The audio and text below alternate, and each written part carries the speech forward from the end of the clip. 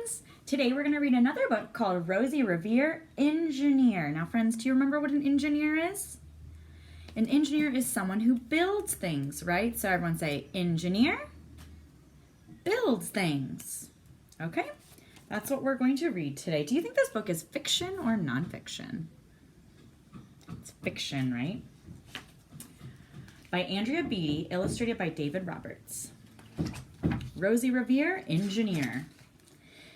This is the story of Rosie Revere, who dreamed of becoming a great engineer. In Lila Greer's classroom at Blue River Creek, young Rosie sat shyly, not daring to speak.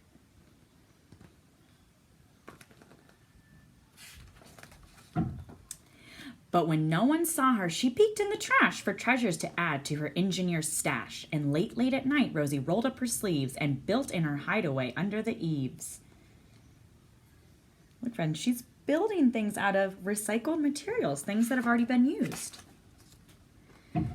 Alone in her attic, the moon high above, dear Rosie made gadgets and gizmos she loved. And when she grew sleepy, she hid her machines far under the bed where they'd never be seen.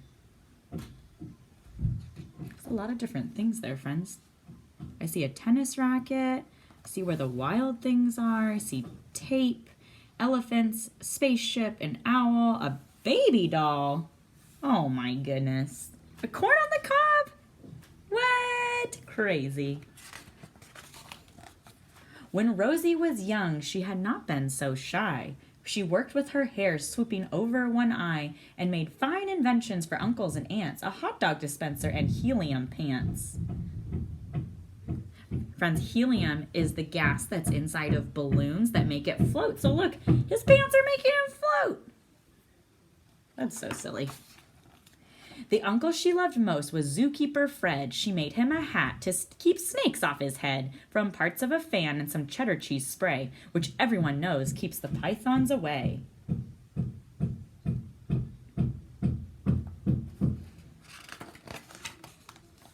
And when it was finished, young Rosie was proud, but Fred slapped his knee and he chuckled out loud. He laughed till he wheezed and his eyes filled with tears, all to the horror of Rosie Revere, who stood there embarrassed, perplexed, and dismayed. She looked at the cheese hat and then looked away. I love it, Fred hooted. Oh, truly I do. But Rosie Revere knew that could not be true. She stuck the cheese hat on the back of her shelf, and after that day, she kept her dreams to herself. So how did Rosie Revere's uncle make her feel? Kind of sad and embarrassed, right? He laughed at her. Now, I wonder if her uncle was trying to be mean. What do you think? No, he probably wasn't trying to be mean, friends, but his actions still made Rosie feel really bad, right? So it's important to think about the way that you say things and the way that you treat others, right? To make sure we treat others as the way we want to be treated. And that's how it went until one autumn day, her oldest relation showed up for a stay. Her great-great-aunt Rose was a true dynamo who'd worked building airplanes a long time ago. She told Rosie tales of things she had done and goals she had checked off her list one by one.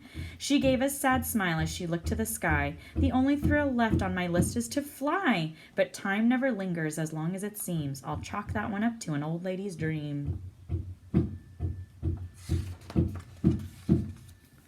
That night, as Rosie lay wide-eyed in bed, a daring idea crept into her head. Could she build a gizmo to help her aunt fly? She looked at the cheese hat and said, no, not I. But questions are tricky, and some hold on tight, and this one kept Rosie awake through the night. So when dawn approached and red streaks lit the sky, young Rosie knew just how to make her aunt fly. She worked and she worked till the day was half gone, then hauled her cheese copter out onto the lawn to give her invention a test, just to see the ridiculous flop it might turn out to be.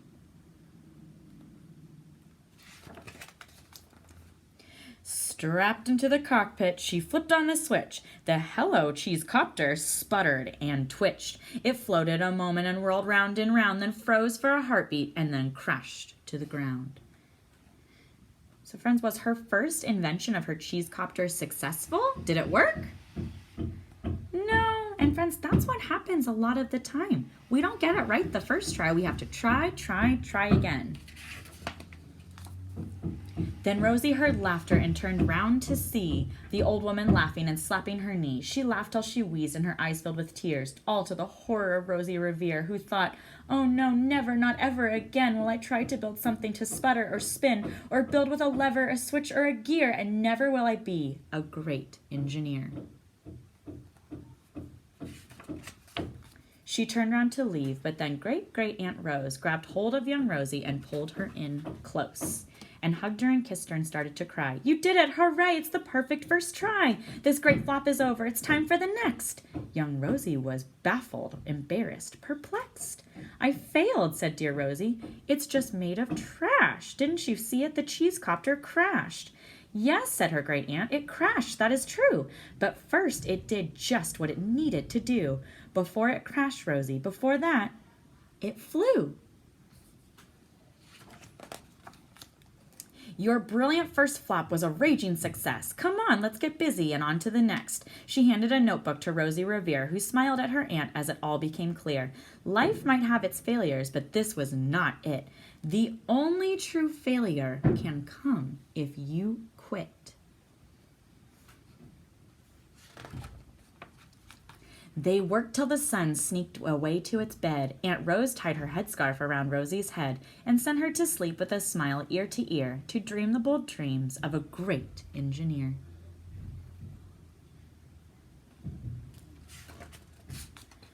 At Blue River Creek, all the kids in grade 2 build gizmos and gadgets and doohickeys too. With each perfect failure, they all stand and cheer, but none quite as proudly as Rosie Revere. The end. Look, she tried and she tried and she tried, and she ended up being successful because she never quit. Friends, do you remember what the word is that means we don't quit? We keep trying, keep trying, keep trying. We persevere, right? When we persevere, we keep trying and trying and trying again. And good scientists always persevere. So friends, you are going to actually build your own helicopter. Go back to the page with the helicopter. You're going to build your own. Whoa, that's not the page. Miss Nielsen. There we go. You're going to build your own helicopter, and you get to decide whatever materials you want. You might have Legos, you might have blocks, you might have recycled things like maybe a water bottle or toilet paper rolls or anything at all that you want to use. I want to see you build your own helicopter out of whatever you want. And I want you to practice persevering. Keep going, don't ever quit. Love you guys. Bye, my scientists.